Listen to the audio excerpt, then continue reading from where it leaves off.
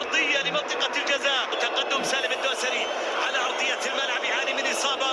الكرة في الجهة اليمين، العرضية الاتفاقية، بونو التقاط ممتازة إلى لودي على الناحية اليسار. لودي بعرضية في منطقة الجزاء، فينالدوم يستعيدها. فينالدوم يتقدم للأمام، يلعب كرة إلى عيكامبي، وعيكامبي في محاولة اتفاقية. الله، عيكامبي في فرصة للاتفاق لكنها إلى خارج أرضية الملعب.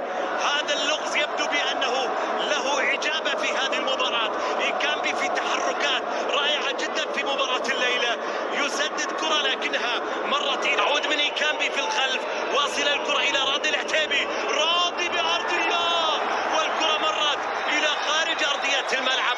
ومخالفة في هذه اللقطة تأتي على نادي الاتفاق وعلى موسى ديمبلي الذي ارتكب مخالفة في تدخل. لعبة الكرة الثابتة، البليهي بالراس يرجع كرة واصلة باتجاه حارس المرمى ياسين بونو.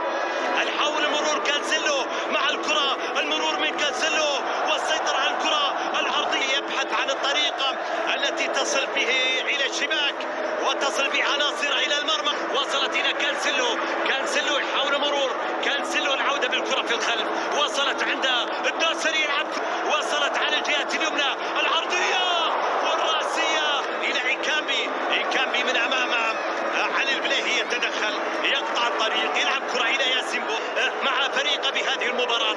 كرة اللعب إلى عرضية بالراس، وقت الجزاء لكن مقطوعة، تعود في صالح الهلال باتجاه سافيج يمرر كرة حلوة إلى ليوناردو، عدت من ليوناردو ومعكم في تسديدة إلى خارج أرضية الملعب.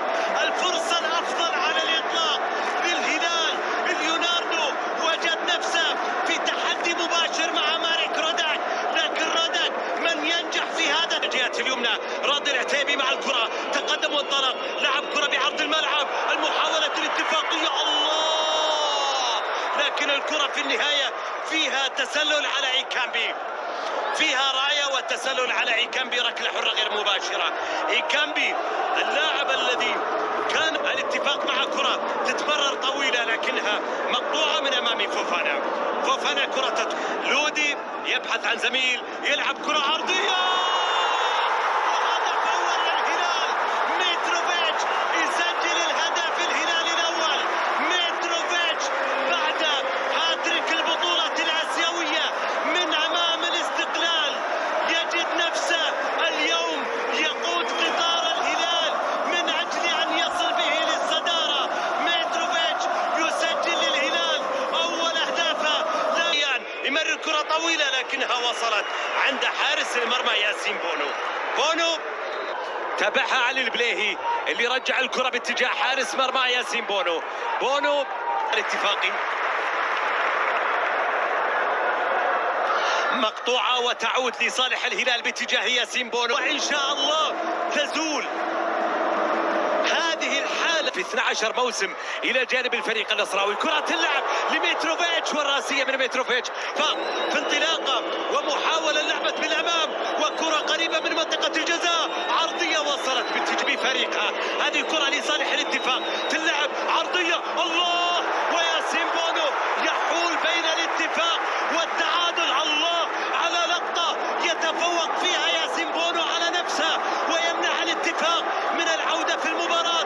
في لحظة كان الاتفاق قريبا جدا معها. سالم الدوسري مع الكرة إلى لودي من منطقة الجزاء، يلعب كرة عرضية لكن هلالية التحرك من لودي، وسالم يلعب كرة لمنطقة الجزاء بالراس. ليوناردو تسديدة لكنها ترتد في دفاع الهلال، واصلة إلى بونو، وبونو يحصل على الكرة. ميدران حاول يمرر الكرة في الخلف، ميتروفيتش عدى ميتروفيتش ومحاولة ميتروفيتش في هذه المواجهة. الملعب قدم فيها للأمام، فرصة للهلال إلى منطقة الجزاء، الحمدان إلى مالكم، الله،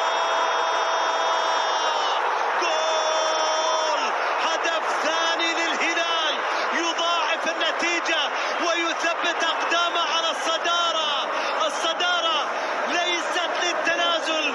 الهلال وقوفه على القمة ليست للحظة، فالموقف ثابت يستمر عليه حتى في الجولة العاشرة.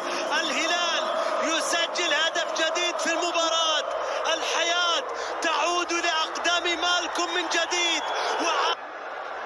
الهلال أصبح متقدما على الاتفاق بهدفين مقابل لا شيء. الكرة في الجهة اليمنى إلى تسديدة، وياسين بونو يمنع الاتفاق حتى عبد الله رداف في أول كراته لا ينجح في الوصول للمرمى، وإن كانت الكرة راية وتسلل ياسين بونو يمنع الكرة.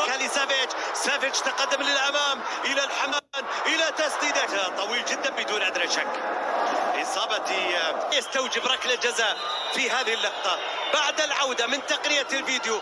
حكم المباراة يشلت الجزاء وجواو كوستا يلعبها في المكان الذي أشار به مالكوم، لكنها أسرع من ياسين بونو. حلوة الكرة من جواو كوستا، يضع الكرة في شباك الهلال ويقلص الفارق للاتفاق الآن.